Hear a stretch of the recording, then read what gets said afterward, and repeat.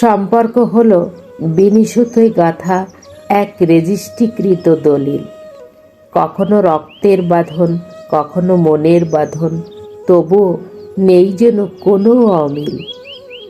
জীবনের তাগিদে, স্বার্থের প্রয়োজনে হয়তো কখনো দূরত্ব যায় বেড়ে। সারা জীবনে হয় না কথা, হয় না দেখা, তবুও সম্পর্ক যায় না ছেড়ে।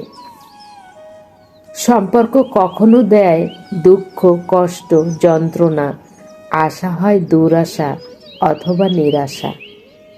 সম্পর্ক বয়ে আনে বেঁচে থাকার অফুরন্ত আশা, দিতে পারে আদর, স্নেহ, ভালোবাসা। সম্পর্ক জীবনের মূল ভিত্তি, যা কখনো যায় না মোছা। জীবন যেখানে যেমনই হোক না কেন, তবুও সম্পর্ক নিয়েই হয় মরা বাঁচা।